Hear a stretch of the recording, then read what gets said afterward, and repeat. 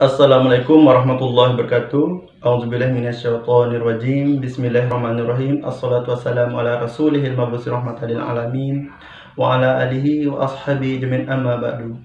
Pertama-tama tak lupa kita aturkan syukur kita kehadirat Allah Subhanahu wa taala yang telah memberikan kita nikmat sehat, nikmat sempat sehingga kita dapat melakukan aktivitas kita pada hari ini.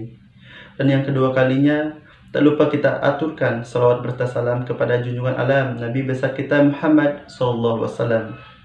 Dan yang ketiga kalinya, kami mengucapkan banyak-banyak terima kasih kepada Bapak Ali Haris MSI selaku dosen pengampu kami di mata kuliah Zofar. Baiklah, kami dari kelompok 5 akan membawakan materi kami, yakni kunci determinasi dengan anggota kelompok kami. 1. Raden Yadi Irawan dengan nomor NIM 190 104 101. 2. Indah Kiki Mawarni dengan nomor NIM 190 104 111. 3. Hidiatul Fitih dengan nomor NIM 190 104 116. 4. Endang Febriani dengan nomor NIM 190 104 120. Pengertian kunci determinasi. Kunci determinasi adalah suatu cara atau langkah untuk dapat mengenali organisme dan juga mengelompokkannya kepada takson makhluk hidup berdasarkan ciri-ciri yang dimiliki. Takson adalah unit formal dan nama dalam klasifikasi taksonomi, seperti kingdom, filum, divisi, kelas, ordo, family, genus, dan spesies. Pada kunci dikotomis ini terdiri dari sederetan suatu pernyataan yang terdiri atas dua baris untuk bisa mengelompokkan atau menggolongkan makhluk hidup, serta yang berisi deskripsi dari sebuah ciri-ciri organisme yang mana dapat disajikan dengan ciri yang berlawanan arah. Adapun langkah-langkah dalam membuat kunci determinasi antara lain yang pertama yaitu kunci harus dikotom atau berlawanan, sehingga satu bagian dapat diterima sedangkan yang lain ditolak. Yang kedua, ada ciri-ciri yang dimasukkan mudah untuk diamati. Dan yang ketiga, deskripsi karakter dengan istilah umum sehingga dapat dan mudah dimengerti orang lain. Yang keempat, menggunakan kalimat sesingkat mungkin. Dan yang kelima, setiap kuplet diberi nomor. Yang keenam, kata pertama dari setiap pertanyaan dalam satu kuplet harus identik. Contohnya seperti 1.A. Hewan berkaki 2, yang B. Hewan berkaki 4, begitupun seterusnya. Dan yang terakhir yaitu hindari pemakaian kisaran yang tumpang tindih atau hal-hal yang bersifat relatif dalam kuplet. Contohnya seperti ekor 5-10 cm. Selanjutnya, cara menggunakan kunci determinasi. Adapun cara menggunakan kunci determinasi meliputi beberapa tahapan sebagai berikut. Yang pertama, bacalah dengan teliti kunci determinasi mulai dari permulaan, yaitu nomor 1A. Dan yang kedua, cocokkan ciri-ciri tersebut pada kunci determinasi dengan ciri yang terdapat pada makhluk hidup yang diamati.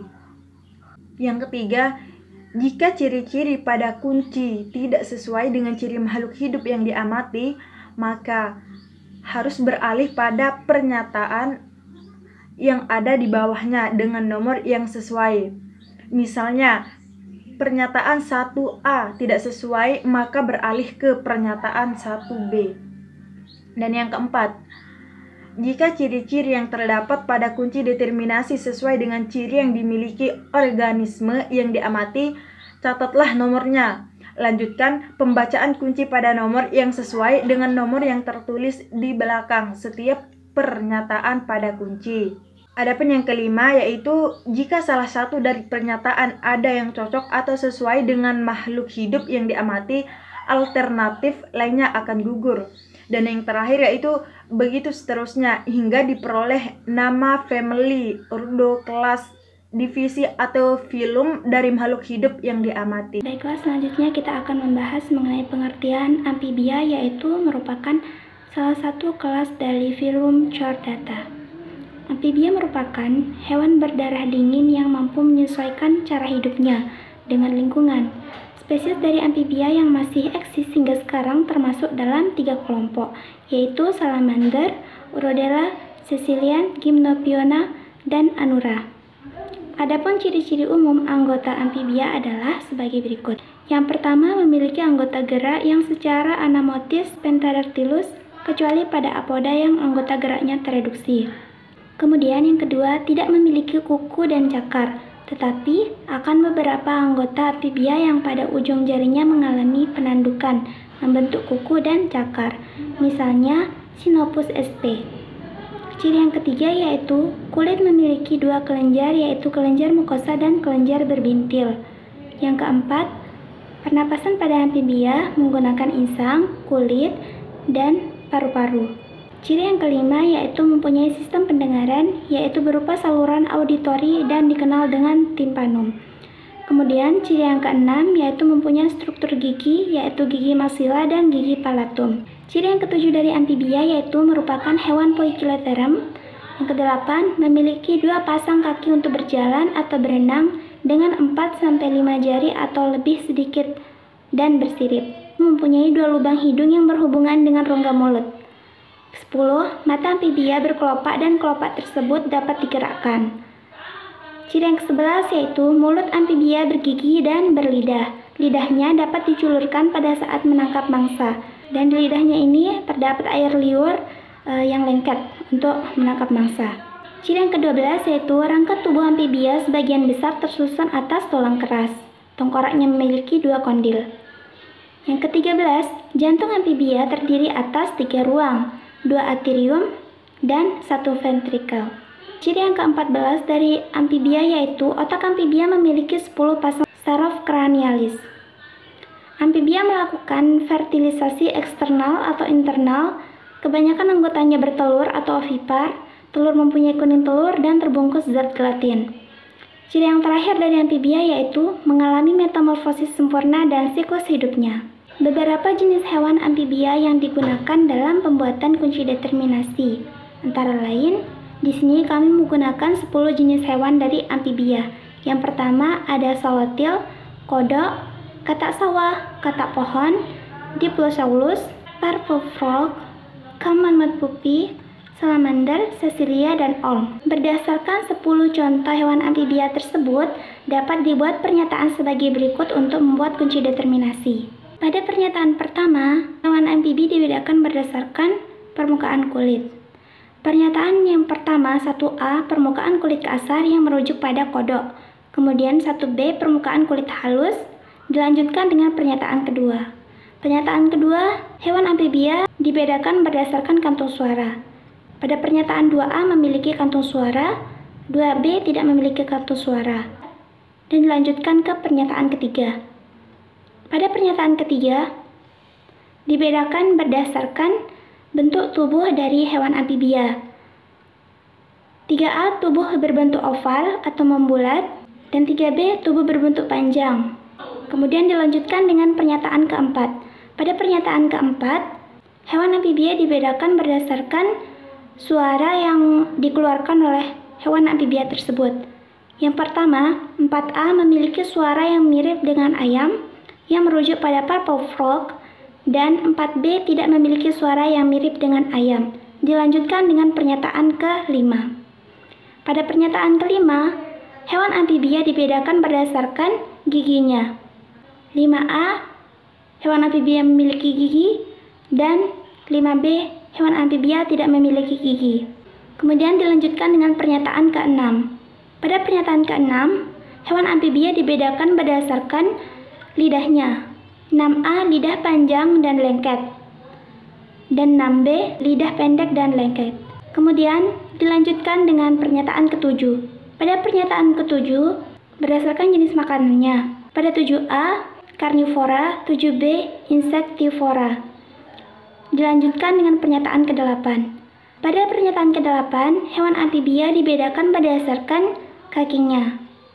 8A, hewan amfibia memiliki kaki, dan 8B, hewan amfibia tidak memiliki kaki, yang merujuk pada caecilia. Dilanjutkan dengan pernyataan ke-9, hewan amfibia dibedakan berdasarkan jumlah jarinya.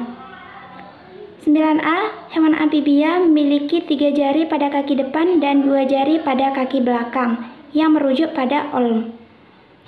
9B. Hewan amfibia memiliki 4 jari pada kaki depan dan 5 jari pada kaki belakang yang merujuk pada salamander. Dilanjutkan dengan pernyataan yang ke-10. Hewan amfibia dibedakan berdasarkan bisa dan tidaknya melompat. 10A. Hewan amfibia dapat melompat cukup jauh, dan 10B, hewan amfibia tidak dapat melompat, yang merujuk pada sesilia. Berdasarkan pernyataan tersebut, dapat diketahui bahwa kunci determinasi dari hewan amfibia antara lain: yang pertama, axolotl atau monster air memiliki kunci determinasi 1B, 2B, 3B, 4B, 5B, 7A, 8A, dan 10A. Kemudian, common mud puppy memiliki kunci determinasi 1B, 2B, 3B, 4B, 5A, 7A, dan 8A. Selanjutnya, Diplodocus memiliki kunci determinasi 1B, 2B, 3B, 4B, 5A, 6B, dan 8A.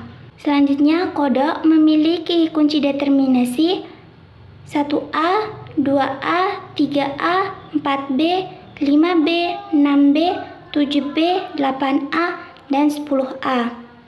Dilanjutkan dengan katak pohon memiliki kunci determinasi 1B, 2A, 3A, 4B, 5A, 6A, 7B, 8A, dan 10A.